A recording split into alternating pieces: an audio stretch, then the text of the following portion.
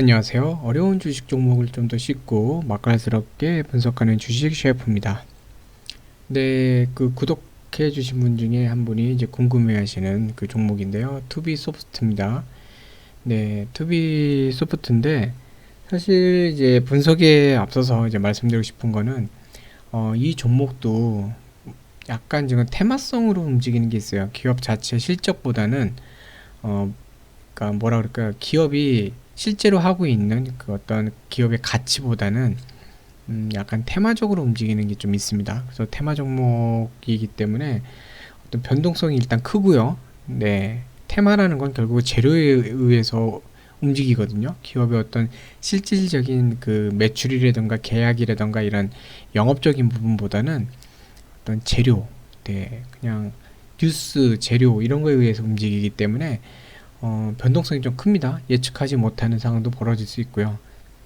그리고 보통의 경우는 이제 테마주 같은 경우는 기술적으로 이렇게 뭔가 만들면서 움직이는 경우도 있기 때문에 기술적으로 어떤 중요한 자리에서 좀 움직이는 성향이 많아요. 대신 또 그런 자리에서 흔들면서 가는 경우도 많기 때문에 좀 주의하시면서 이제 매매를 하시면 좋을 것 같고요. 조심스럽게 말씀드리고 싶은 거는 가급적이면 이런 형태의 이제 테마로 묶여 있는 거는 이제 매매하실 때 조금 피하시면 좋습니다. 좋은데 뭐 매매를 하시더라도 좀 비중은 높이지 않게 이렇게 하시면 좋지 않을까 하는 의견을 좀 드리고 싶습니다. 자, 이 투비 소프트는 원래는 그 소프트웨어 프로그램이죠. 소프트웨어 개발과 관련된 회사예요. 네, 그래서 개발자들이 활용하는 그 개발자용 그 개발 플랫폼이라던가 기업이 이제 그 비즈니스 할 때 필요한 그 기업 비즈니스용 이제 소프트웨어들 이런 걸 개발하고 이제 공급하는 그 역할을 하면서 또 마찬가지로 이제 기업이 그 운영하는 데 있어서 뭐 이런 뭐라 그럴까 프로그램에 대해서 어떤 구성이라던가 그 프로그램 활용과 관련된 그런 전반적인 부분에 대해서 이제 컨설팅도 하는 그런 회사입니다. 그러니까 종합 그 소프트웨어 및 컨설팅 회사라고 보시면 돼요. 그래서 기본적으로 이 회사가 갖고 있는 강점은 이제 개발자들입니다. 경험 많은 개발자들. 그래서 그 개발자들을 통해서 소프트웨어들을 개발을 하고 있고요. 그래서 그 차량을 통한 그 칼커머스라 그러죠. 그러니까 차량 안에 있는 연동해서 이제 차량에도 이제 차에도 이제 여러 가지 그 소프트웨어들을 설치를 하잖아요. 프로그램마다 설치를 해갖고 하는데 그 중에 하나가 이제 차 자체가 어떤 결제 수단이 되는 겁니다. 결제를 위한 플랫폼이 돼갖고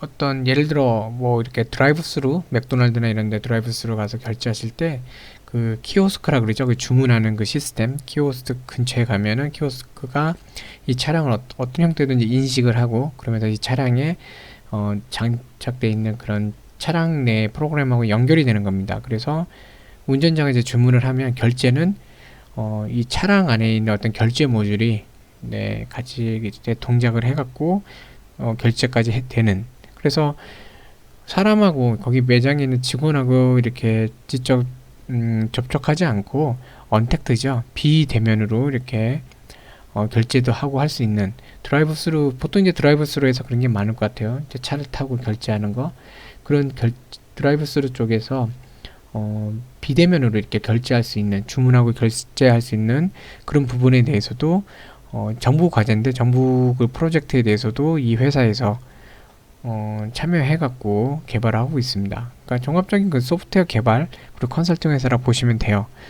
근데 이제 그 재무 구조는 그렇게 좋지는 않습니다. 재무가 보면 계속 적자예요. 적자가 계속 발생하고 있고 매출액 같은 경우는 이제 좀 오르락내리락 한데 한 400억 안팎으로 이렇게 좀 움직이고 있고요. 근데 이제 적자 규모가 이제 많다 보니까 이 부분에 대한 개선이 좀 많이 필요합니다. 그래서 실제로 그 7월인가요? 9월인가요? 그때 유상증자 결정을 했거든요. 한 200억 원 정도 규모로 이제 하고 있는데 그 200억 유상증자의 그 배경도 그 목적도 100억 원 정도는 운영 비용, 그다음 100억 원 정도는 상환해야 되는 이제 부채, 네, 그러니까 빚을 갚는 거죠. 그러니까 한마디로 이제 기업이 발전하기 위한 어떤 연구 개발이라던가 M&A 또 기타 어떤 다른 투자 이런 게 아니라 기업이 지금 운영하기 어려움이 좀 있을 정도로 이제 재정 상태가 안 좋다는 거예요. 그래서 이 부분에 대해서 좀 잘 보셔야 될 것 같습니다. 일단 기업이 재정이 좋아야 주가도 잘 가거든요. 그렇기 때문에 지금 적자폭은 그래도 전에 비해서는 뭐 이 분위기로 간다 그러면 전에 비해서는 적자의 그 상황이 조금, 그러니까 영업 손실이죠.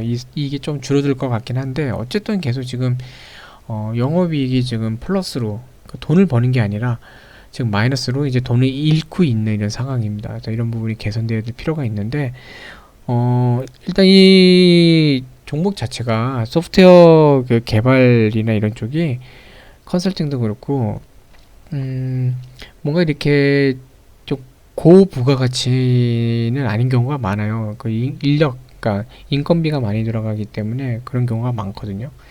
그래서 요 부분에 대해서는 어쨌든 이 회사가 재무적으로 뭔가 이렇게 크게 갑자기 확 좋은 어떤 그런 계약이나 이런 거에서 재무가 확 개선되거나 이런 부분이 그렇게 쉽지는 않습니다. 쉽지는 않지만 어쨌든 좋은 뭐 이렇게 계약이나 이런 걸 통해서 재무적으로 개선되는지 이 부분은 꼭 그 확인하시면서 매매를 하셔야 될 것 같고요. 일단 그 어떤 새로운 그 성장 동력을 찾기 위해서 바이오 쪽을 이제 선택을 한 것 같아요. 그래서 어, 면역 그 항암제죠. 면역 항암제. 그러니까 항암 쪽 관련해 갖고 그 투비바이오라고 자회사를 설립을 했죠. 그때 2018년도인가 그때 이제 50억 정도 이제 투자를 해갖고 했고 이제 뭐 암센터나 이런 데서 권위니까 많이 그쪽으로 이제 전문가들 채용을 해갖고 연구를 하고 있는데 이 회사가 하고 있는 거는 이제 신약 개발이라기보다는 신약을 갖다 재활용하는 쪽, 네, 재활용하는 다른 각도 임상을 하는 그런 쪽을 하고 있습니다. 이게 뭐냐면 뭐 재활용한다는 게 좀 표현이 그런데 리포지셔닝이라고 하거든요. 리포지셔닝, 그러니까 포지션을 다시 한다는 뜻이죠. 그 약의 활용도를 다른 각도로 보겠다는 겁니다. 예를 들어 뭐 이렇게 음, 그때 제가 어디서 나온 건지는 잘 기억이 안 나는데요. 아, 죄송합니다. 그 프로페시아인가 그 뭐죠? 탈모 치료제 그런 것도 원래는 다른 용도의 약이었는데 쓰다 보니까 탈모 치료에도 괜찮다. 그래서 활용됐다는 걸로 좀 들은 것 같아요. 그런 것처럼 약의 주 목적이 이제 다른 거였는데 예를 들어 뭐 해열제였는데 걔를 써봤더니 뭐가 있을까요? 해열제인데 그거를 다른 데 써봤더니 뭐 거기서 좋다더라. 뭐 예를 들어 뭐 근육통에도 잘 됐더라. 이런 거 있잖아요. 그런 것처럼 본래 약이 만들어진 목적 외에 다른 쪽으로 했는데 거기서 잘 듣는 거죠. 네. 그러면 그 약의 활용도가 더 다르게 올라가겠죠. 그래서 이런 부분 여기를 연구하는 겁니다. 그래서 이런 경우에 대해서는 좀 글쎄요, 거기에 대한 권리가 어떻게 되는지는 저도 이제 조금 궁금하긴 해요. 제가 잘하는 분야는 아니긴 한데, 예를 들어 어떤 약, 기존에 뭐 녹십자가 되던 뭐 이런데, 다른 데서 어제 만들던 약이 있는데, 그 약을 다른 형태로 해갖고 이제 활용을 했어요. 임상실험도 하고 하면서, 아, 이런 분야로 괜찮을 것 같다. 그러면 이제 뭐, 거기에 대해서 뭐 논문을 쓰고 하겠죠. 논문을 쓴 다음에 그 활용에 대한 특허를 낼 텐데, 그러면 약은 이제 다른 제약사 거고 이제 활용에 대해서 이제 특허를 갖는 거잖아요. 자, 이런 부분에 대해서 어떤 권리나 이제 그 이익 관계가 어떻게 되는지 이거는 조금 좀 궁금하긴 합니다. 그래서 그 부분에 대해서도 좀 잘 이렇게 알아볼 필요가 좀 있을 것 같아요. 네, 그런데 제가 이제 그쪽은 큰 경험이 없어서 뭐라고 이게 딱 정확하게 말씀드리긴 좀 어려운 것 같습니다. 어쨌든 지금은 그래서 그 자회사인 투비바이오 거기에서 이런 리포지셔닝 관련해서 이제 연구를 많이 하는데 그게 좋은 뭐 결과가 나와갖고 그쪽이 매출이 많이 일어나면 또 이쪽도 이제 뭐 재정적으로 좀 개선될 수도 있겠죠. 모회사니까. 네.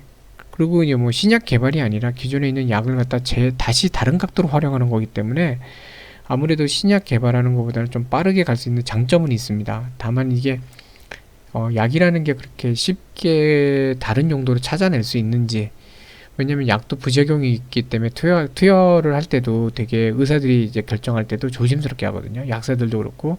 근데 그거를 그 약의 어떤 그 목적과 그 효능을 좀 다른 각도로 봐갖고 다른 곳에 쓰는 거기 때문에 어떤 임상 부작용이나 이런 것도 조심해야 되거든요. 그러니까 전문적으로 완전 연구해서 해야 되는데 그렇게 해서 정말 어떤 판매량 확 올릴 수 있는 그 약의 판매량 확 올릴 수 있는 정도의 무엇을 찾아낼 수 있는가? 네, 거기에 대해서는 그게 얼마만큼 난이도가 있는지 이런 것들은 좀 살펴볼 필요가 있습니다. 그래서 뭐 어쨌든 그게 좀 신약 개발보단 짧지만 그래도 임상이나 여러 가지 확인하려면 시간은 그래도 걸릴 것 같아요. 그러니까 당장 이쪽에서 이제 매출이 나오고 영업이익이 나오기에는 좀 어렵지 않을까 하는 생각이 좀 들고요. 그 다음에 이제 하나가 그 콜드체인이라 그러죠. 그 백신, 코로나 백신 관련해서 저온으로 이제 그 약을 갖다 옮겨야 되는 거예요. 약이 어떤 변질되지 않게, 백신은 변질되지 않게 저온으로 이제 운송을 해야 되는데 그와 관련해서 여러 그 기업들이 관련된 기술이 있는 것 같다 그러면서 약간 테마로 묶여갖고 그 콜드체인이라는 테마로 움직이는 게 좀 보이더라고요. 그 중에 이제 투비소프트도 거기에 이제 묶여 있는데 왜 그러냐면 그 저온을 유지하기 위한 그러니까 어떤 컨테이너가 됐던 운송 그 시스템에서 이 약이 보관된 그 컨테이너나 그 운송 박스 내에 온도나 습도나 이런 걸 보면서 자동으로 이제 조절을 해주는 거죠. 이제 그거를 소위 얘기하는 이제 AI 기반의 뭐 저온 관리 뭐 시스템 이런 거를 갖다가 소프트웨어 이거를 투비 소프트에서 개발을 하고 있다 그래요. 네. 그래서 소프트웨어 개발이기 때문에 사실 그게 이제 콜드 체인에 있어서 물론 다른 쪽에 적용도 할 수 있겠지만 얼마만큼의 매출을 만들어내고 얼마만큼의 이익을 만들어질지에 대해서는 좀 지켜봐야 됩니다. 그러니까 프로그램을 개발해서 적용을 했다고 할 때 일회성으로 그 프로그램에 대한 어떤 사용료 그걸 내고선 할 수 있긴 한데 소프트웨어 비용이라는 게 그렇게까지 높진 않거든요. 콜드 체인에 있어서 뭐 다른 거 뭐 냉각 시스템이나 이런 거는 뭔가 이렇게 부가가치를 좀 많이 낼 수 있는데 소프트웨어 같은 경우는 일단 그 단가 자체가 그렇게 높이 올라가지 못할 것 같아요. 그리고 그냥 관리 시스템이다 보니까 운송회사 예를 들어 뭐 대한항공이다 그러면 일회성으로 이제 도입하고 나면은 특별하게 뭐 없거든요. 그러니까 예를 들어 뭐 냉각 시스템은 컨테이너별로 다 적용을 해야 되니까 컨테이너 개수만큼 그 매출이 일어날 수 있어요. 근데 이런 소프트웨어는 특징이 이제 기업에서 한번 도입을 하면 기업이 뭐 다 그냥 자기 안에서 다 여기저기 적용해서 쓰면 되기 때문에 과연 매출 효과나 그 영업이익이 어느 정도 되는지 이거는 좀 지켜볼 필요가 있습니다. 물론 이제 그 잘만 만들어지면은 백신뿐만 아니라 콜드 체인을 활용해야 되는 게 되게 많아요. 어떤 신선 제품도 그렇고 되게 많기 때문에 다른 쪽에다 이제 그 기대 매출이 생길 수는 있습니다. 미래에 대한 기대 매출이 생길 수 있는데 어쨌든 그것도 좀 시간이 좀 걸릴 것 같아요. 그렇기 때문에 현재 상태에서는 뭔가 기업의 실질적인 영업 데이터, 그러니까 어떤 매출 데이터나 숫자로 이렇게 움직이기보다는 테마로만 움직일 확률이 좀 많이 높습니다. 그런 점은 좀 주의해서 좀 하시면 좋을 것 같고요. 수급을 보면은 수급은 이제 기본적으로 개인하고 외국인, 개인과 외인들이 이제 움직이고 있는데 보통 보시면 여기서 보시는 것처럼 주로 이제 개인들이에요. 개인들이 중심이고 외인들도 뭐 같이 하는 네, 이렇게 막 확 올라갔을 때도 있는데 이때가 아마 이제 그 콜드체인 관련해서 이제 테마가 돌 때였던 것 같아요. 그래서 이렇게 올라가기도 했는데 어, 뭐 어쨌든 주도는 개인이 하고 있는 그런 종목입니다. 개인이 하고 있고 기관들은 뭐 사실 거의 참여 안 하고 있죠. 투신 같은 경우는 무슨 단타 치고 있어요. 넣었다 뺐다 넣었다 뺐다 이런 식으로 여기 뜬 거 바로 똑같이 뺐네요. 여기는 창구가 하나겠죠. 같은 그 기관, 같은 금융기관에서 했겠죠. 이런 식으로 뭐 넣었다 뺐다 하고 있어요. 지금 단타 치고 있습니다. 그러더니 최근에는 아예 건들지도 않고 있어요. 그러니까 기관 참여는 별로 없는 거고요. 이제 외인하고 이제 개인인데 주로 이제 개인들이 하는 거고 현재 이제 어떤 영업 데이터나 이런 게 뚜렷하게 나오고 있지 않고 단기간에 또 이렇게 뭔가 개선될 만한 부분 재무 제표에도 그렇고 단기간에 확 개선될 만한 부분도 보이지 않다 보니까 테마로만 움직일 겁니다. 그래서 테마 형태로 움직인다고 보시면 되고 그래서 이제 기술적인 형태로 좀 많이 움직일 텐데 지금은 기본적으로 이제 종목이 내려오다가 이때는 뭐 특별한 일 없어요. 이따 보시면은 12월 21일이죠. 21일. 자, 21일 날 이때 보시면 요거죠. 이제 유증이 이제 문제였네요. 유증이 좀 있는데 유증 때문에 네 여기 공시가 나면서 근데 정정 공시거든요. 사실은 그 전부터 이제 유증 아까 말씀드린 유증을 하겠다는 얘기는 계속 나오고 있었어요. 나오고 있었던 건데 유상증자 같은 경우는 뭐 좀 많이 할인이 됐죠. 그래서 천 제가 한번 좀 찾아보겠습니다. 네, 유상증자인데 여기서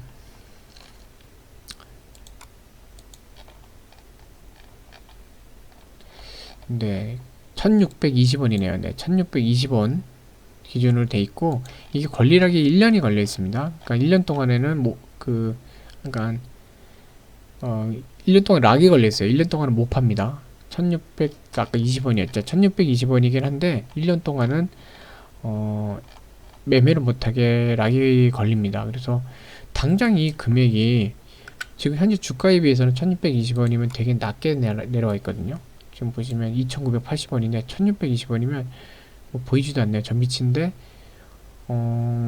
어쨌든 프리미엄을 줘야 되니까 유상증자를 급피하면서 프리미엄을 줘야 되니까 그렇게 했는데 뭐 다행인 거는 1년 동안 보호 예수가 되니까 유예가 되죠. 보호 예수가 되니까 뭐 당장 주가 영향을 주진 않을 것 같아요. 이제 그래서 그런 문제는 없는데 어쨌든 유상증자 얘기가 나오면서 추가로 이제 상장이 되기 때문에 주가가 이제 희석이 된다 그러죠. 상장하는 수만큼 또 이제 그 당시에 종가로 이제 계산을 해서 주가가 어쨌든 내려갈 수밖에 없는 구조로 될 수 있거든요. 그렇기 때문에 그 소식에 지금 20선을 깨면서 지금 내려온 겁니다. 내려왔는데 내려오면서 보니까 뭐 당장 영향이 있지는 않을 것 같다라고 판단을 한 건지 아니면 이게 지금 테마로 움직이다 보니까 곧 이제 백신 도입과 관련해서 또 한 번 이제 뉴스가 나올 것 같다. 그래서 요 구간에서 지금 이제 바닥 다지르기를 들어가는 것 같아요. 여기 네, 쭉 보시면 요 구간에서 지금 바닥 다지기를 들어가는 것 같고 그래서 여기 지금 보면 여기서 이제 바닥이죠. 지지를 잡으면서 가는데 지금 이 구조상 보시면 일단 과매도 시그널도 있었던 상태라 이제 반등도 했고 여기서 어쨌든 유상증자란 얘기 때문에 내려오긴 했는데 그러면서도 이제 막판에 이런 꼬랑지를 올려주는 작업도 했거든요. 그러니까 이게 전체적인 시그널은 20선이 지금 밑으로 내려왔죠. 5일선이 지금 거의 또 따라 내려왔어요. 이제 단기 이평선이다 보니까 얘는 뭐 돌파하기 쉽거든요. 그리고 바로 위에 3,000원이 있긴 한데 얼마 차이 안 나요. 그러니까 요 봉의 형태는 월요일날 한번 이거 올라타는 형태로 한번 또 움직이려 할 것 같아요. 근데 거기서 이제 올라탔다가 뭔가 재료가 나오면 뉴스가 나오면 다시 한번 이걸 20선 뚫는 작업을 하면서 이렇게 움직일 것 같은데 반대로 20선을 부딪혀서 다시 한번 이렇게 반락할 수가 있습니다. 여기 이 단계까지.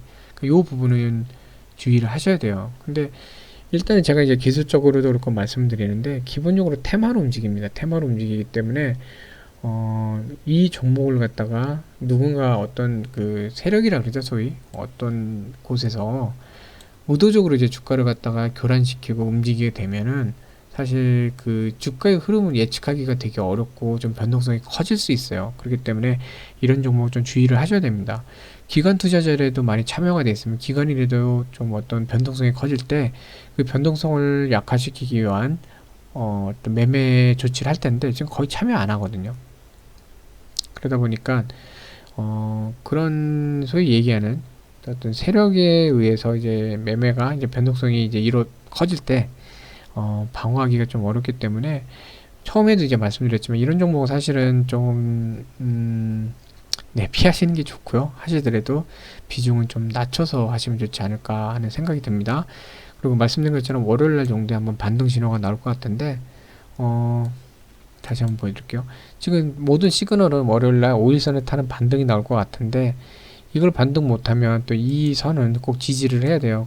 그러지 않으면은 지금 아래 뭐 받쳐주는 게 없기 때문에 뭐 60선까지도 빠질 수도 있거든요. 그렇기 때문에 일단 여기서는 중요합니다. 네. 최소한 이제 뭐 올라가지 못하더라도 이 위치에서 횡보는 해야 돼요. 그래야 뭐 3거래일 남았죠. 올해 3거래일 중에 하루를 이제 5일선 올라타기까지는 할 수가 있게 됩니다. 자, 그래서 좀 길게 설명을 드렸고요. 사실 이런 종목들은 이제 분석할 때도 상당히 어려워요. 왜냐하면 어떤 그 기업에 대한 이제 영업 실적이라든가 기업의 뭐 어떤 미래 사업에 대한 전략, 그리고 뭐 어떤 수급적인 기관이나 이런 쪽이 같이 움직이는 수급적인 부분, 이런 거를 갖고 이제 분석하는 게 아니라 분석은 할 수 있죠. 근데 그 분석대로 가는 게 아니라 테마성으로 움직이면 예측하고 이제 다르게 움직이는 경우가 많아요. 그렇기 때문에 상당히 분석이 어렵고, 특히 테마 종목 같은 게 변동성이 크기 때문에 장중에 항상 보실 수 있는 분들, 그리고 이런 테마에 대한 경험이 많이 있으신 분들이 아니시면 그 변동성에 대응하기도 좀 사실 어렵기도 합니다. 특히 직장인 분들은 계속 HTS를 못 보시게 되면 갑자기 변동을 할 때 거의 대응을 못 하실 수도 있거든요. 그렇기 때문에 저는 이제 개인적으로 이제 직장 다니시는 분들은 조금 더 이제 변동성이 아주 크지 않으면서 좀 이제 가치 있게 가는 그런 종목을 좀 하시면 좋지 않을까 하는 좀 말씀을 좀 드리고 싶습니다. 네. 그래서 오늘 이제 길게 설명드렸고요. 네. 새벽이라 제가 좀 목이 많이 잠겨갖고 혹시라도 들으시면서 조금 약간 이렇게 좀 안 좋게 들렸던 부분이 좀 있었다면 좀 양해를 좀 부탁드리고요. 네, 어찌됐건, 네, 모든 분들 항상 건강하시고, 뭐, 매매하시는 부분에 대해서도, 뭐, 어찌됐건 이제 좋은 결과가 생기시면 좋을 것 같습니다. 네, 어떻게 됐던 좋은 결과 생기시면, 네, 생기시길 항상 응원드리고요. 네, 응원하겠습니다. 네, 그럼 시청해주셔서 감사합니다.